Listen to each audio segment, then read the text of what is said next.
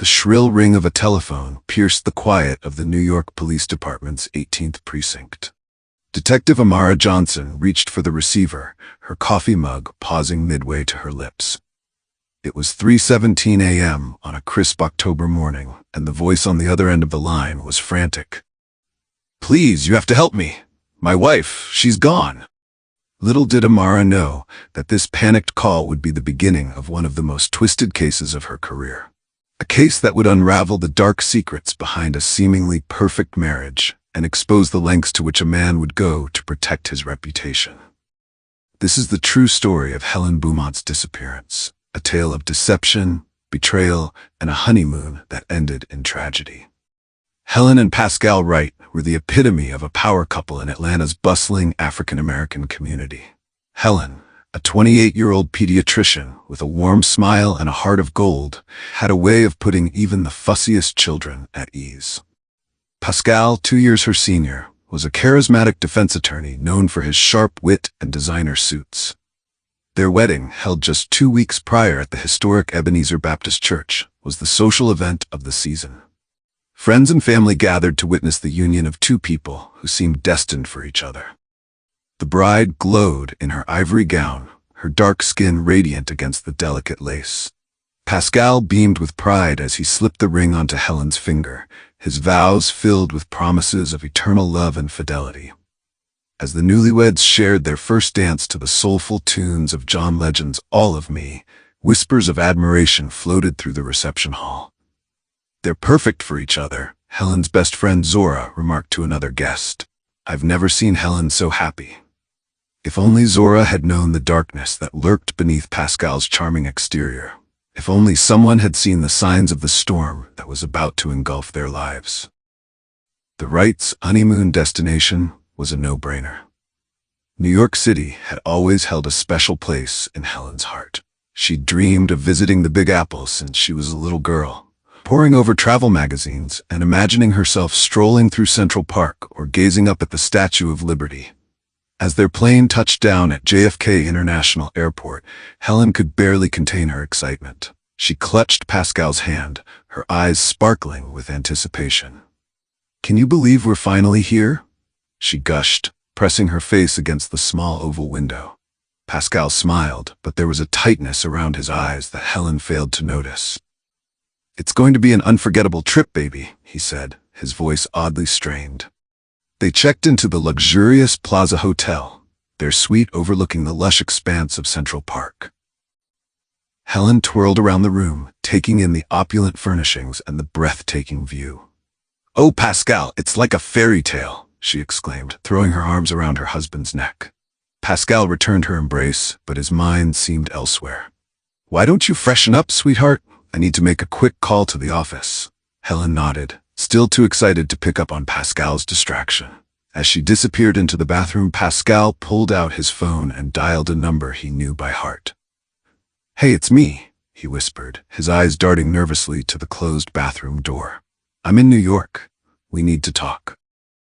The first few days of their honeymoon were a whirlwind of sightseeing and romance. They visited all the iconic landmarks, the Empire State Building, Times Square, the Metropolitan Museum of Art. Helen insisted on taking selfies at every location, her smile wide and genuine in each photo. But as the days wore on, Helen began to notice changes in Pascal's behavior. He seemed distracted, constantly checking his phone and making excuses to step away for work calls.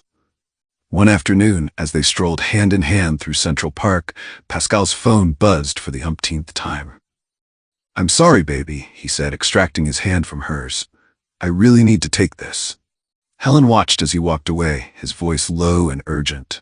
She couldn't shake the feeling that something was off. This wasn't the Pascal she knew, the man who had vowed to cherish her above all else just 2 weeks ago. Later that evening, as they prepared for dinner at a fancy restaurant in Manhattan, Helen decided to confront her husband. "Pascal, is everything okay?" she asked, her voice laced with concern. "You've been so distant lately." Pascal's head snapped up, his eyes meeting hers in the mirror as he adjusted his tie. For a split second, Helen saw something flash across his face. Was it guilt? Fear? But then his features smoothed into the charming smile she knew so well. "Of course, everything's fine. he assured her, crossing the room to plant a kiss on her forehead. Just some work stuff. Nothing for you to worry about. Helen wanted to believe him, but a nagging doubt had taken root in her heart. As they left their hotel room, she couldn't shake the feeling that their perfect honeymoon was about to take a dark turn. On the 5th day of their honeymoon, Helen woke up alone. Pascal's side of the bed was cold, the sheets undisturbed. A note on his pillow read, "Gone for an early run. Back soon. Love you." Helen frowned. Pascal hated running. In all the years she'd known him, she'd never once seen him voluntarily exercise. Something wasn't adding up. Unable to shake her unease, Helen decided to do some digging. She knew it was wrong to invade her husband's privacy, but the gnawing suspicion in her gut wouldn't let her rest. With trembling hands, she reached for Pascal's laptop. It took her 3 tries to guess his password. Helen Pascal 2023. The irony wasn't lost on her as she began to sift through his emails and messages. At first, she found nothing out of the ordinary. Work correspondence, spam, newsletters. But then, she stumbled upon a folder labeled LB. Curious, she clicked on it. What she saw made her blood run cold. The folder was filled with intimate photos and explicit messages, all exchanged with someone named Layla. As Helen scrolled through the messages, her horror grew. Layla wasn't just some woman. She was a girl. A 15-year-old girl. Helen's world tilted on its axis. The man she thought she knew, the man she had married, was carrying on an illicit relationship with a child. She felt sick to her stomach, her mind reeling with the implications of what she'd discovered. Just then, she heard the hotel room door open. Pascal's voice called out, "Honey, I'm back." Helen quickly closed the laptop, her heart pounding. She had to confront him, but she needed to be smart about it. Little did she know that her discovery had set in motion a chain of events that would lead to her own disappearance. Helen spent the rest of the day in a daze, her mind churning with the horrifying revelation. She went through the motions of sightseeing, barely registering the bustling streets of New York or Pascal's attempts at conversation. Every time he touched her, she had to resist the urge to recoil. As evening fell, they returned to their hotel room. Helen knew she couldn't keep up the charade any longer. She had to confront Pascal about what she'd found. "Pascal," she began, her voice trembling slightly. "We need to talk." Pascal looked up from his phone, his brow furrowing at her serious tone. "What's wrong, baby?" Helen took a deep breath, steeling herself for what was to come. "I know about Layla." But the change in Pascal's demeanor was instantaneous. His easy smile vanished, replaced by a look of shock and then anger. "You went through my things," he hissed. "That's what you're worried about?" Helen shot back, her own anger rising. "Pascal, she's a child. How could you?" Pascal's face hardened, all pretense of the loving husband dropping away. "You don't understand," he said, his voice low and dangerous. "No one can know about this. Do you hear me? No one." Helen backed away, suddenly afraid of the stranger before her. "I can't keep this secret, Pascal. What you're doing is wrong. It's illegal. I have to report it." As soon as the words left her mouth, Helen knew she'd made a terrible mistake. Pascal's eyes flashed with a fury she'd never seen before. In that moment, she realized that the man she'd married was capable of far more than she'd ever imagined. "I'm sorry, Helen," Pascal said, advancing towards her, "but I can't let you do that."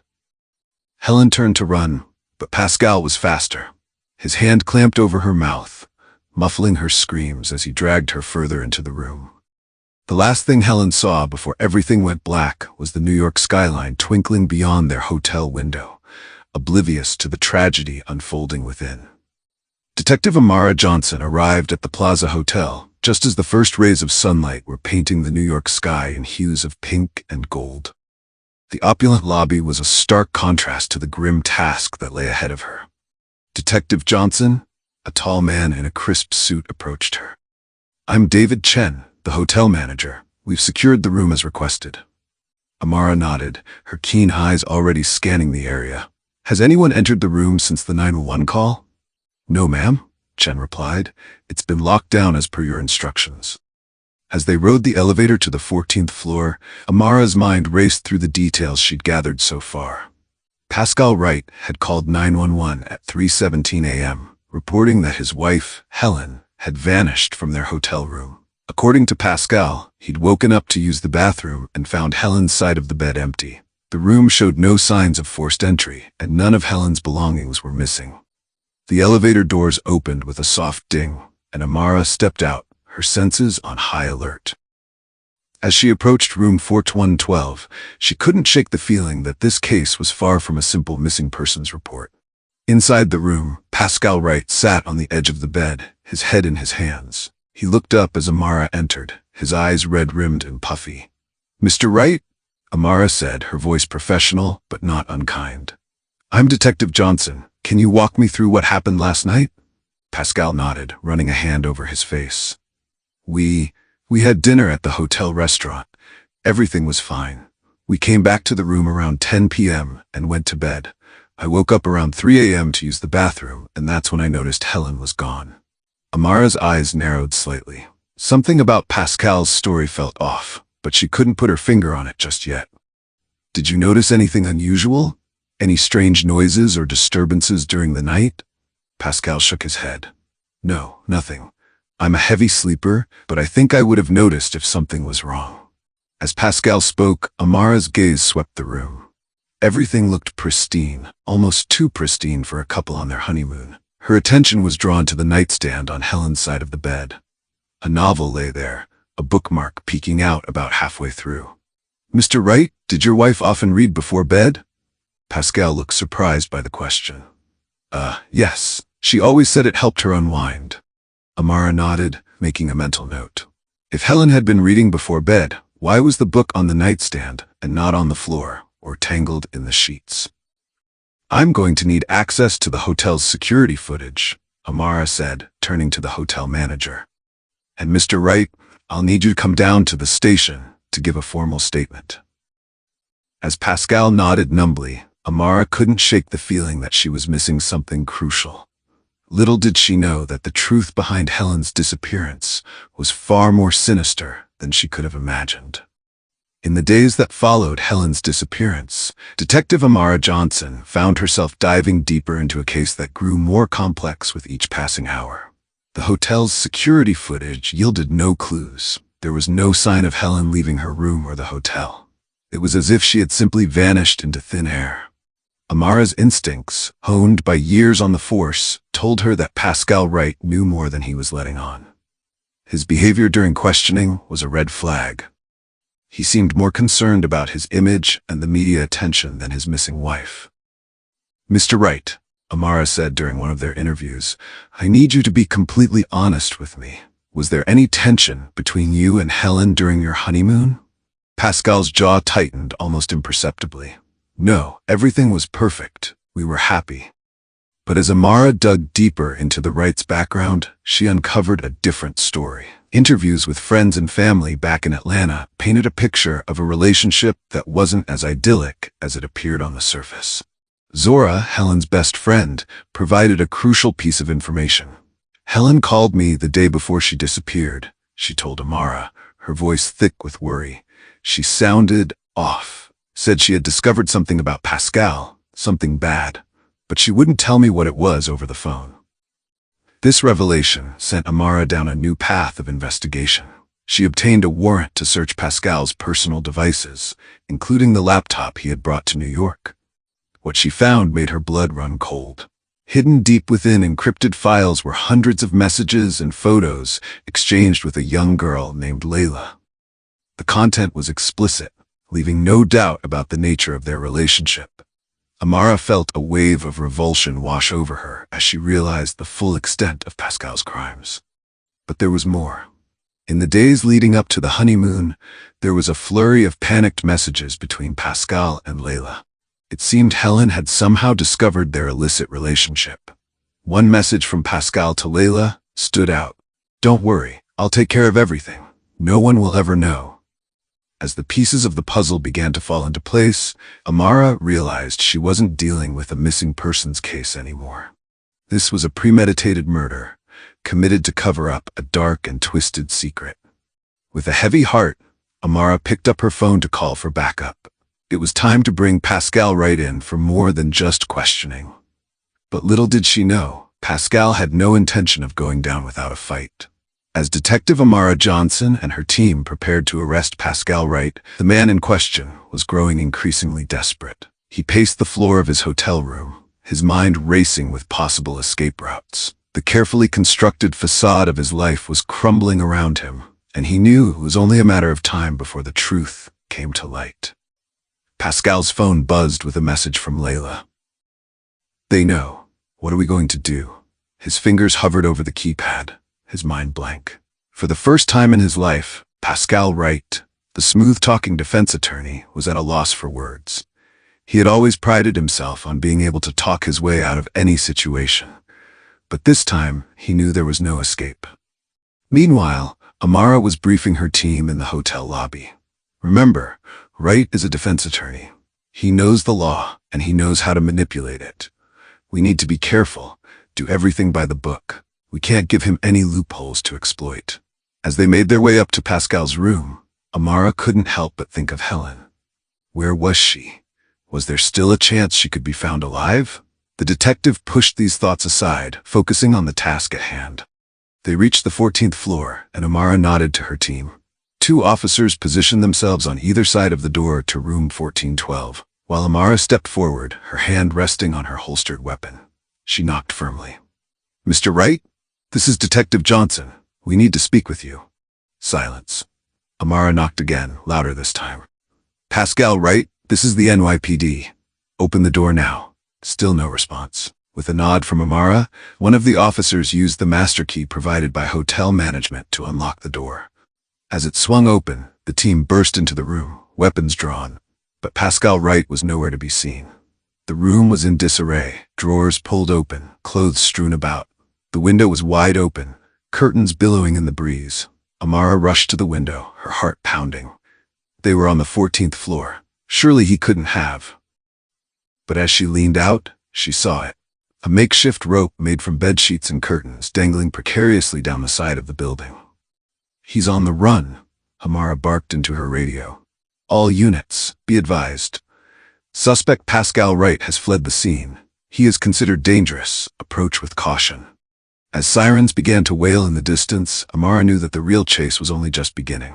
Somewhere out there, Pascal Wright was desperately trying to evade justice. And with him, he carried the secrets of what really happened to Helen. The hunt was on, and Amara was determined to uncover the truth, no matter where it led her. The streets of New York City buzzed with nervous energy as news of Pascal Wright's escape spread like wildfire.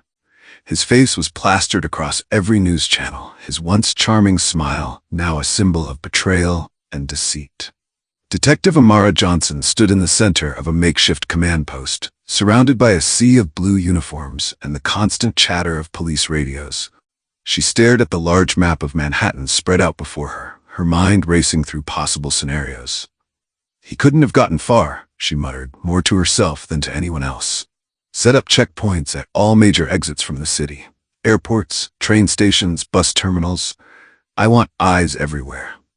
As her team scrambled to follow her orders, Amara's phone buzzed with an incoming call. It was Zora, Helen's best friend. "Detective Johnson," Zora's voice was frantic. "I remembered something. Helen once mentioned that Pascal had a cousin in Brooklyn, someone he was close to but didn't talk about much. Could he be hiding there?" Amara's eyes widened. This could be the break they needed. "Thank you, Zora. We'll look into it right away." Within minutes, Amara and a team of officers were speeding towards Brooklyn, sirens wailing.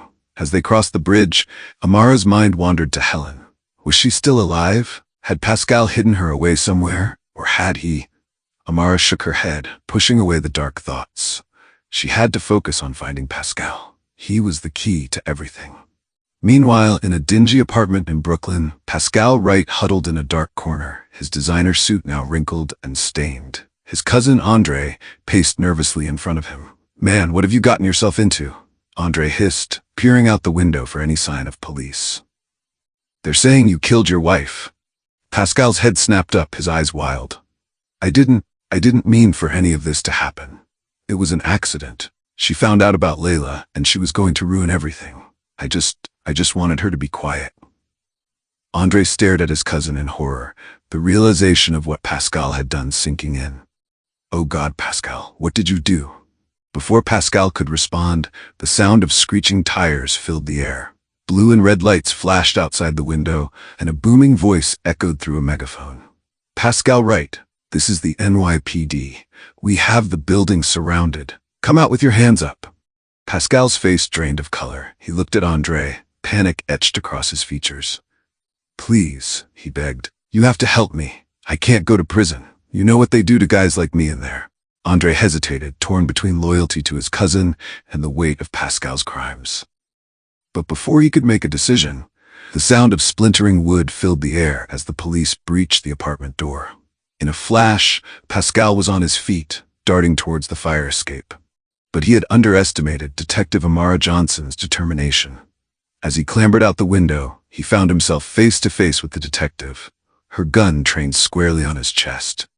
It's over, Pascal, Amara said, her voice steady. There's nowhere left to run. For a moment, time seemed to stand still.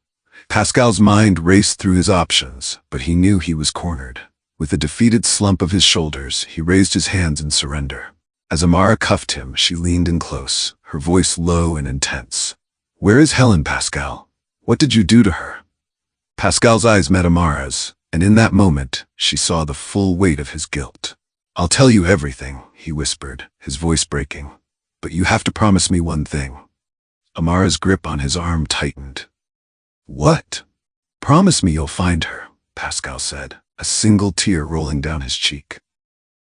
Promise me you'll bring her home. As they led Pascal away, Amara knew that this was far from over. The truth about Helen's fate was still out there, waiting to be uncovered. And she wouldn't rest until she brought justice for the bride who vanished on her honeymoon. The interrogation room at the 18th precinct was cold and stark, much like the truth that was about to be revealed within its walls. Detective Amara Johnson sat across from Pascal Wright, her dark eyes boring into him. The once polished attorney now looked disheveled and broken, a far cry from the charismatic man who had charmed his way through life. Start from the beginning, Amara said, her voice firm but not unkind. Tell me what happened to Helen. Pascal took a shaky breath, his hands trembling as he clasped them on the table. It wasn't supposed to end like this, he began, his voice barely above a whisper. I loved Helen, I really did. But Layla, she was an addiction I couldn't shake. As Pascal's story unfolded, Amara felt a mix of disgust and pity wash over her. He spoke of his illicit relationship with the underage Layla, how it had started as a moment of weakness and spiraled into an obsession. He described Helen's discovery of his dark secret, the confrontation in their hotel room, and the moment when everything went horribly wrong. She said she was going to report me, Pascal said, his voice cracking. I panicked. I just wanted her to be quiet, to give me time to explain. I put my hand over her mouth, but she struggled. I didn't mean to. I didn't realize how hard I was holding her until she stopped moving. Amara's jaw clenched, her knuckles white as she gripped her pen. What did you do with her body, Pascal? Pascal's eyes met hers, filled with a mixture of shame and desperation. The hotel bathtub, he whispered. I dismembered her, wrapped the parts in plastic and put them in my suitcase. I disposed of them in dumpsters across the city. The room fell silent, the weight of Pascal's confession hanging heavy in the air. Amara felt a wave of nausea wash over her, but she pushed it down.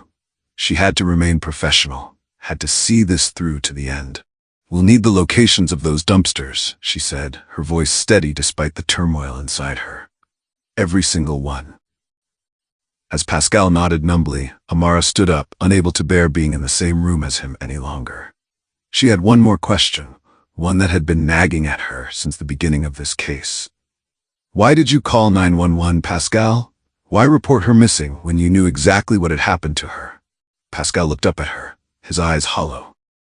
I thought I could control the narrative, he said, his voice barely audible.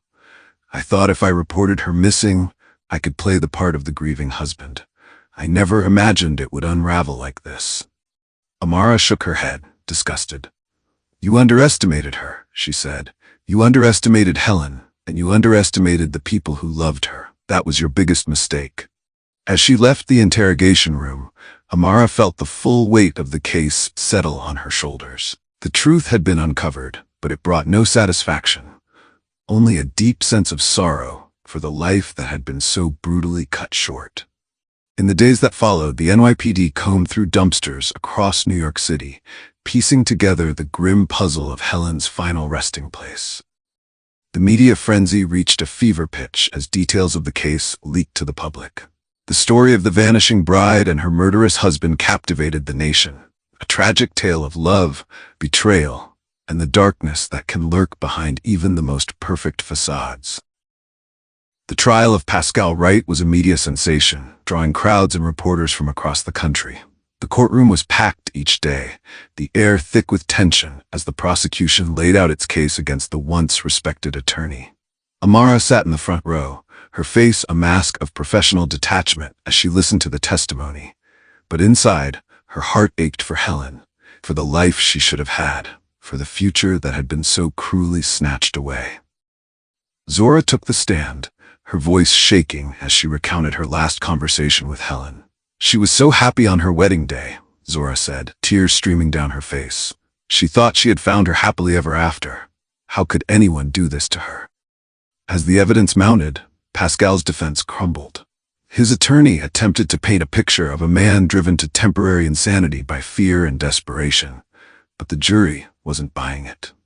The details of his relationship with Layla, meticulously documented in text messages and emails, painted a damning picture of a predator hiding behind a respectable facade. After weeks of testimony, the jury took less than a day to reach their verdict. As the foremen stood to deliver their decision, a hush fell over the courtroom. On the charge of murder in the first degree, we find the defendant, Pascal Wright, guilty. A collective gasp rippled through the courtroom, followed by muffled sobs from Helen's family. Pascal sat motionless, his face ashen as the reality of his fate sank in. As the judge prepared to deliver the sentence, he turned to Pascal. "Mr. Wright, do you have anything to say before I pass sentence?" Pascal stood slowly, his eyes scanning the courtroom before settling on Helen's parents. "I'm sorry," he said, his voice barely audible. "I know it doesn't change anything, but I am truly sorry for what I've done. Not a day will go by that I don't regret my actions." The judge's voice was stern as he delivered the sentence: life in prison without the possibility of parole. As Pascal was led away in handcuffs, Amara couldn't help but think of the lives destroyed by his actions.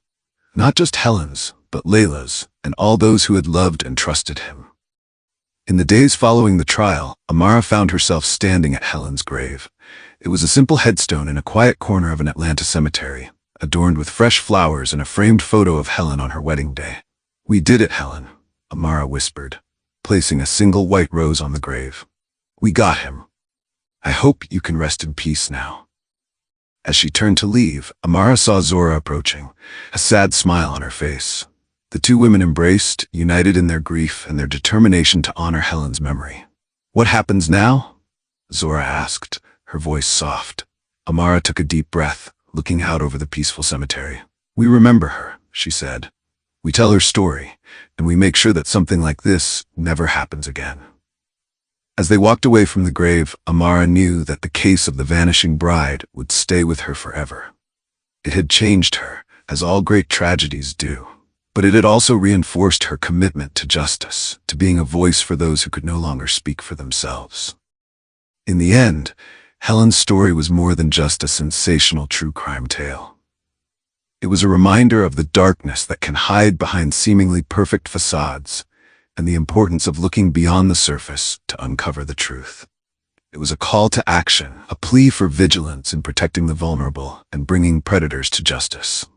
And for Amara Johnson, it was the case that would define her career, a stark reminder of why she'd become a detective in the first place. To seek the truth, no matter how painful, to bring justice, no matter how long it took, and to never ever give up on the victims who counted on her to be their voice. As the sun set over Atlanta, casting long shadows across Helen's final resting place, Amara made a silent vow. She would carry Helen's memory with her, using it as a driving force in her future cases. The vanishing bride may have been silenced, but her story would live on, a testament to the enduring power of truth and justice in the face of unimaginable evil. 5 years after the trial that shook New York City to its core, Detective Amara Johnson stood at the podium of a crowded auditorium, The faces looking back at her were young and eager. New recruits to the NYPD, ready to embark on their careers in law enforcement. The case of Helen Beaumont Wright, Amara began, her voice strong and clear, is more than just a cautionary tale. It's a reminder of why we do what we do.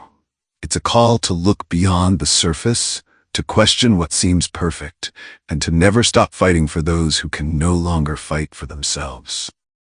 As she recounted the details of the case, Amara could see the impact it had on her audience. Some looked shocked, others angry, but all were captivated by the story of the bride who vanished on her honeymoon and the dark secrets that led to her tragic end. But this story doesn't end with Pascal Wright's conviction, Amara continued. In the wake of this case, we've implemented new training programs focused on recognizing signs of domestic abuse and predatory behavior. We've strengthened our partnerships with organizations that support victims of sexual exploitation, and we've renewed our commitment to being a voice for the voiceless. After the lecture, as the recruits filed out of the auditorium, a young woman approached Amara. Her eyes were bright with determination, her stance confident. "Detective Johnson," she said, extending her hand. "I'm Aisha Robinson. I wanted to thank you for sharing Helen's story. It's why I decided to join the force. I want to make a difference, just like you did." Amara smiled, feeling a surge of hope for the future of law enforcement. "Welcome to the force, Aisha. Remember, every case is important. Every victim deserves justice. Carry that with you always." As Amara left the police academy that day, she couldn't help but think of Helen. In a way, her tragic story had become a catalyst for change, inspiring a new generation of officers dedicated to protecting the vulnerable and bringing criminals to justice. The case of the vanishing bride would always be a part of Amara, a defining moment in her career and her life. But now, it was also a legacy, a powerful reminder of the importance of truth, justice, and the relentless pursuit of both. In the years that followed, Amara would go on to solve many more cases, each one challenging her in new ways. But she never forgot Helen Beaumont Wright, the bride whose disappearance had unraveled a web of lies and deceit. Helen's story lived on, a testament to the enduring power of truth and the unwavering dedication of those who seek it. And somewhere, Amara liked to think, Helen was at peace, knowing that her tragic fate had sparked a movement for change, ensuring that her memory would live on in the hearts and minds of those dedicated to justice.